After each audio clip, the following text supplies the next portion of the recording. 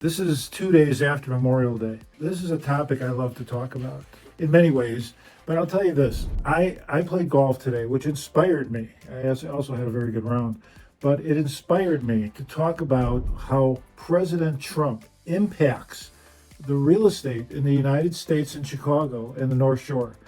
It's very important for everyone to know what's going on. And, playing golf inspired me because I have to always think about how our dear president is the biggest cheater that ever lived when it comes to golf. Go to YouTube, bring it up. You'll see things he's done that are just unbelievable. And not that there aren't other people who cheat, because there's plenty. But here's a guy who has to always win. Unfortunately, he has to win for himself. He doesn't win for the country. He doesn't win for Chicago. He doesn't win for the North Shore. He doesn't win for that. He only wins in how he lines his pocket full of money. But before we even talk about some of those things, let me talk to you a little bit about, how important these decisions about real estate are, because they're extremely, extremely important. So, let me just start out with a very nice hello to everyone. I am Barry Newman with eXp Realty, and I'm based right here on Chicago's North Shore. Today, we're diving into a topic a lot of clients ask me about. How did President Trump impact the real estate market? And I've got 25 plus years in the business, and while politics aside, policy changes, especially on taxes, deregulation, and lending, can shift the entire real estate landscape. So let's break it down. Here's our chance. One of the biggest changes during Trump's presidency was the Tax Cuts and Jobs Act. It impacted us directly in real estate. So, for example, the state and local tax, SALT is what it's called, deduction, was capped at $10,000. Here in Illinois, where property taxes are high, especially in North Shore areas like Winnetka, Glenview, and Highland Park, Northbrook, all these towns that are all neighbor each other, this hit a lot of homeowners hard. Mortgage interest deduction was capped at $750,000 in loan value, down from $1 million. For higher-end homes in areas like Lake Forest or Highland Park or Deerfield, this made luxury buying more expensive post-tax. This created a slowdown in the luxury segment temporarily as buyers adjusted. Now, another area that saw shifts was investment property. While 1031 exchanges were preserved, some feared they'd be eliminated. There was also increased interest from foreign buyers early on, especially in urban centers. However, later in his term, visa restrictions and trade tensions slowed foreign investment in cities like Chicago. So locally, multifamily and mixed-use buildings saw steadier activity, but many investors started shifting to more stable markets like Florida and Texas. And believe me, there's a lot of issues that are going on in real estate throughout our country that I'll discuss with you, so you know if you're like planning. A lot of people, especially those in Chicago, think that having a place in Florida is great or somewhere warm. It is, but it isn't, and there's issues with that. But let me just continue. So opportunity zones designed to encourage investments in underserved areas through tax deferral incentives. Chicago has served several OZs, particularly on the south and west side. Those are the areas of Chicago that aren't very good. They're a little more beaten up. It's, people that are poor. This didn't affect North Shore suburbs directly, but it did shift investor capital away from traditional high-income areas like ours. As an agent, this meant seeing a dip in investor interest in high-end residential flips, but a rise in long-term multifamily homes in the city's fringe neighborhood. While no sweeping mortgage reforms were enacted, the Trump administration's FHA and Fannie Mae changes loosened up some lending rules slightly, especially early in the term.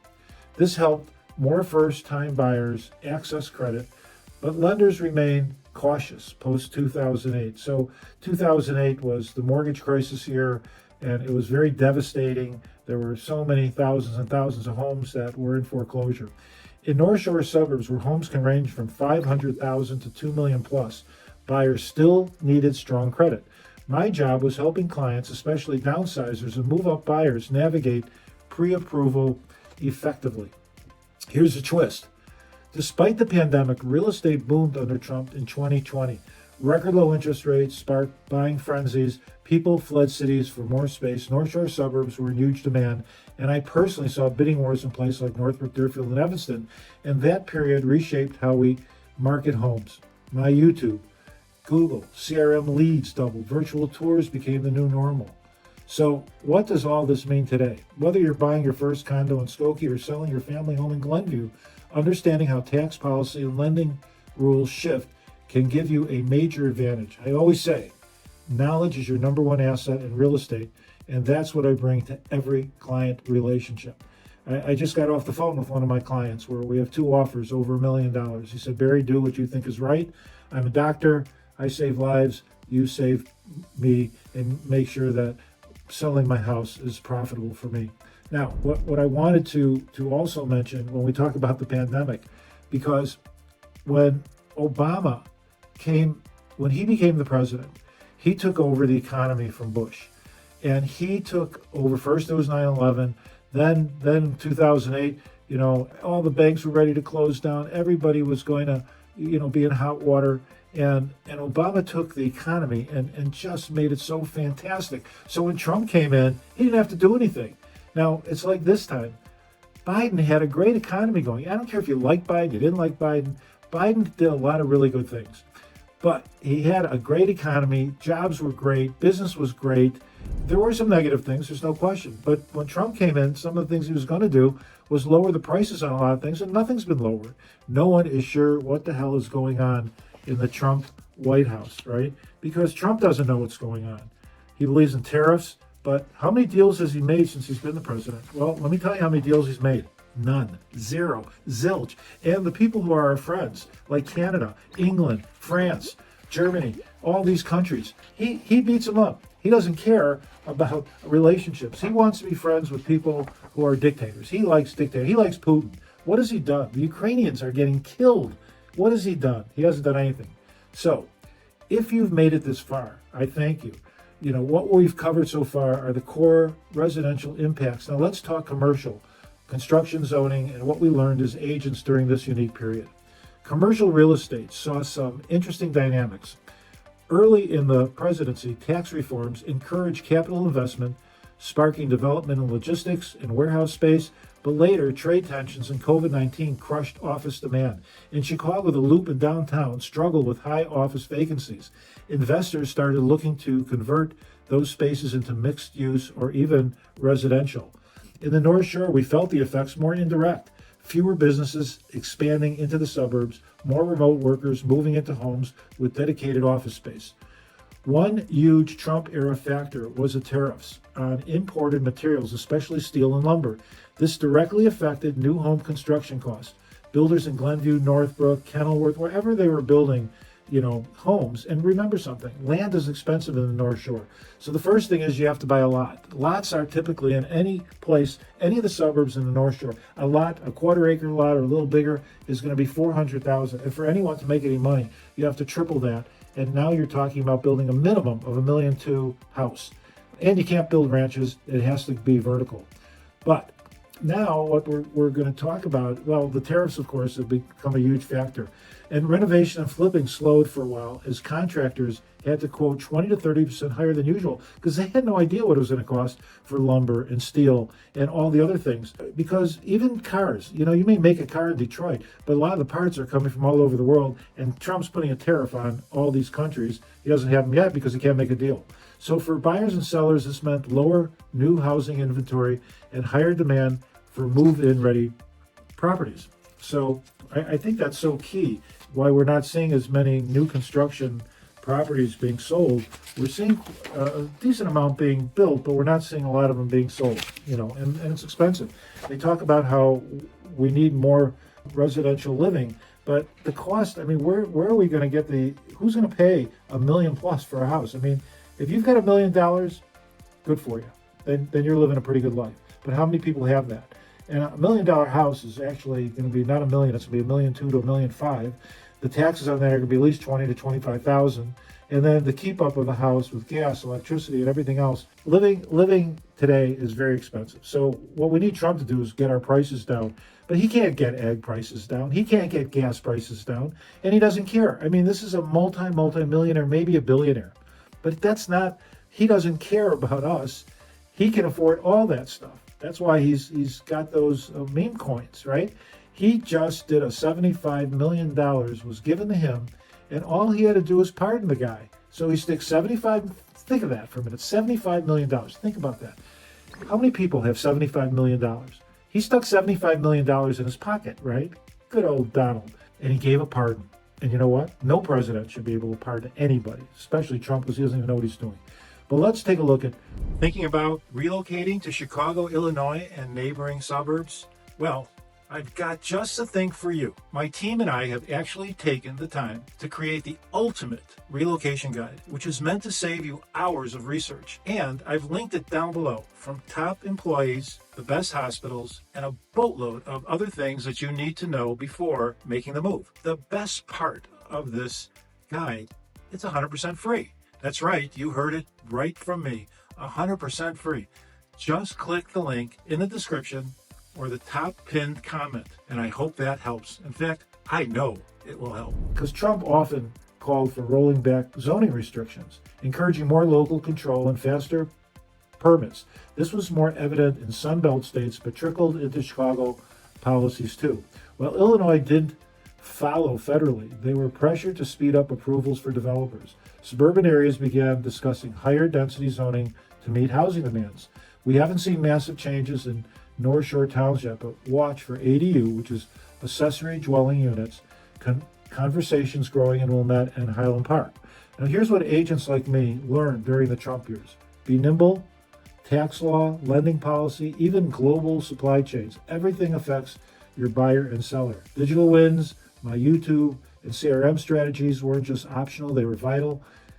Guide through uncertainty, whether SALT caps or interest rate changes, you need to be the one with answers. For clients, the big takeaway is this: always work with someone who's been through more than one market cycle. What we lived through under Trump, from policy to pandemic, will shape how we approach real estate for years to come. So I hope the deep dive gave you a clearer picture of how policy meets property. If you're planning to buy, sell, or invest on Chicago North Shore, I'd love to be your guide. Hit the like, subscribe, and share this with anyone curious about how the past impact today's market. I'm Barry Newman, and I'm going to get away just for a minute to stop talking about policies and things like that. And by the way, when we're talking, I didn't mention this earlier, but I just wanted to mention one thing. When you're talking about Florida, okay, and you're talking, and the other thing that Trump doesn't believe in is global warming. I'd say global warming is probably the most important factor in the world today. And if we don't change global warming, we're going to have bigger storms, more water, more powerful hurricanes and tornadoes. What do you think is going on in Florida? Just to give you an idea. Florida insurance companies do not want to insure properties anymore. They don't want to insure condo buildings. They don't want to insure single family homes. And the market is starting to crash in Florida. So the best market typically is in a Sunbelt area. But a lot of these Sunbelt states are having a lot of issues. So I wanted to mention that before I get into something that I really, really believe in. And so, as I kind of wrap up, I want to talk about something a little different but important. Real estate doesn't exist in a bubble. It is impacted by how people feel. Public trust, leadership ethics, and political stability affect everything from investment trends to migration patterns. Let's talk about some of the controversies surrounding President Trump and how they shape perception, and in some cases, the market.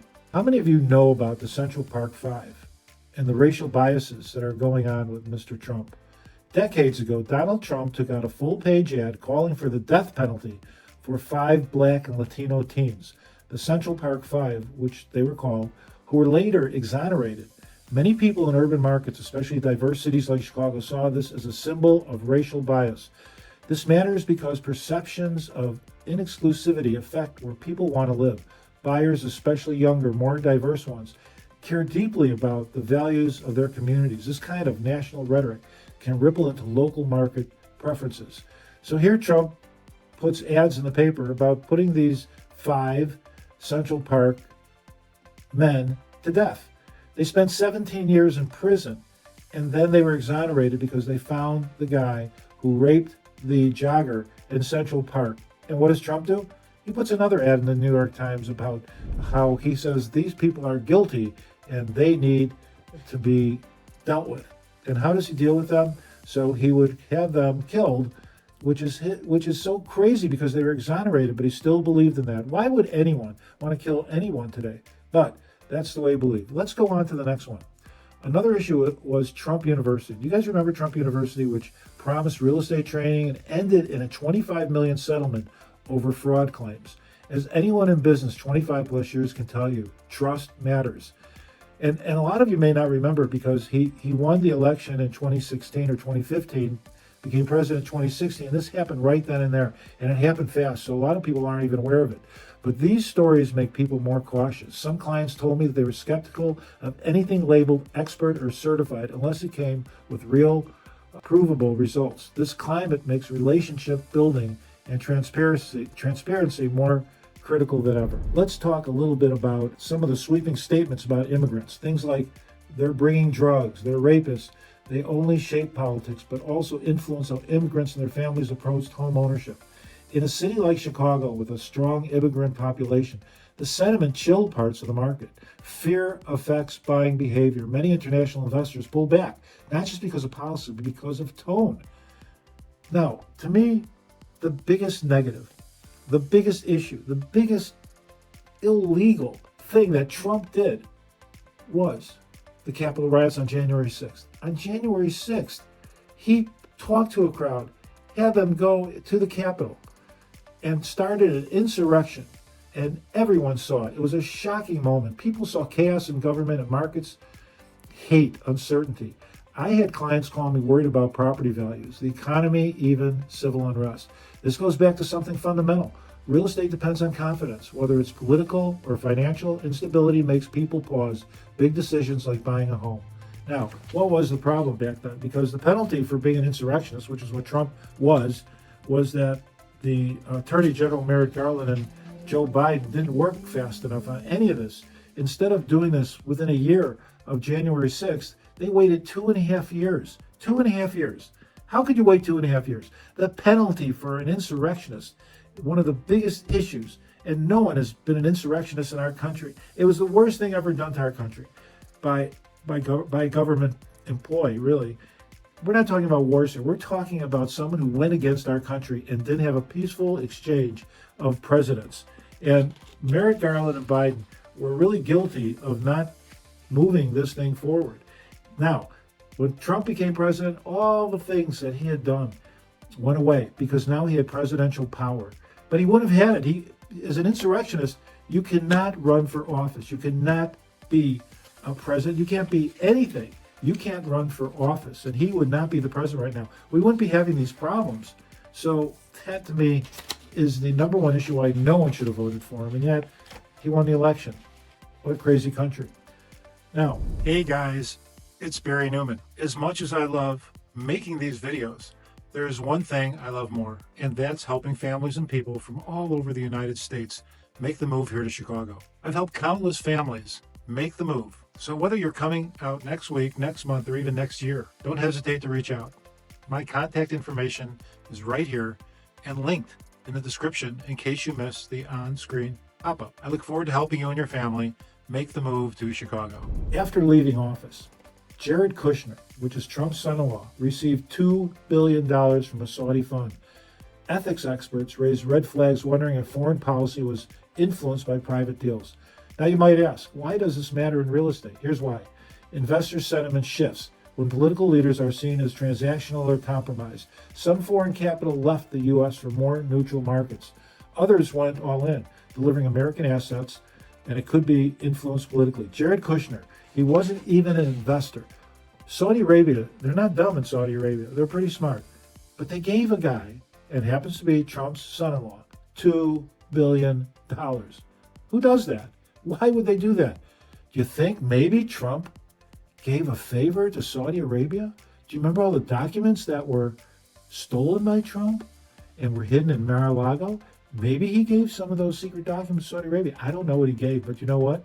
I have more respect for Saudi Arabia that they know a lot, and they would never give someone $2 billion. I don't know if they'd give anyone $2, $2,000, $200,000, $2 million, but no, this was $2 billion, $2 billion.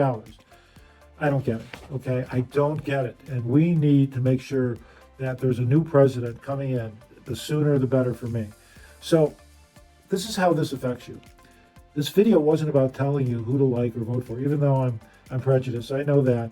But I've been following Trump for the last 25 to 30 years. I saw him take casinos and lose them. Nobody loses in casinos but Trump, such a great businessman. So I'm not telling you who to like or who to vote for, but about showing how leadership, ethics, and perception affect real estate, whether it's through tax policy or national tone. Every administration leaves a mark on the market.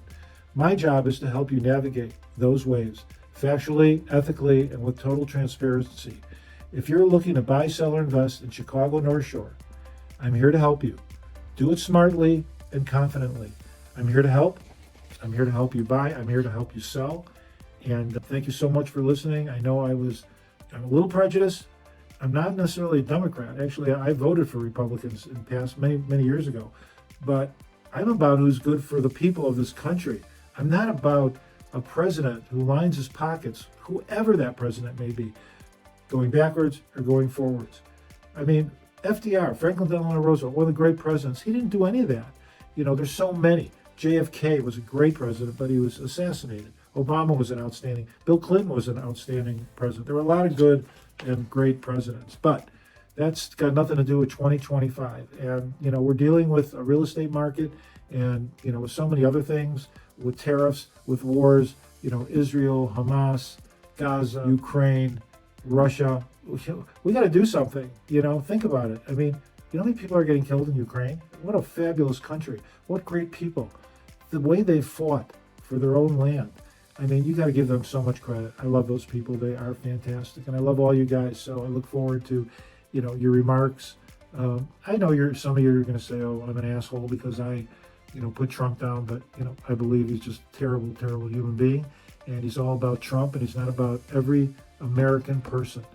And not, you don't even have to be American, but for people who live here, who have been here, and if you think back in the day, my mother's family came from Russia. My father's family came from Poland. So many people are immigrants in this country.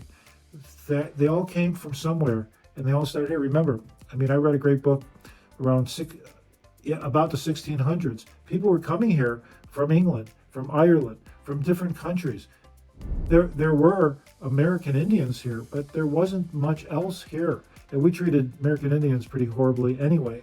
But people came from other countries, and we're all kind of immigrants, and we should all understand what immigrants have to go through. So anyway, I'm glad that I could talk about the subject. It's very dear to my heart, and I hope some people make some good comments. And if there's something negative you want to say about me, that's okay too. I can take it. But I did have a good golf day, and it's one of the reasons why I decided to do a video tonight. So anyway, thanks so much, and I look forward. And I hope you had a great Memorial Day, and Father's Day is coming up. So with all that being said, thank you, and take care. Bye.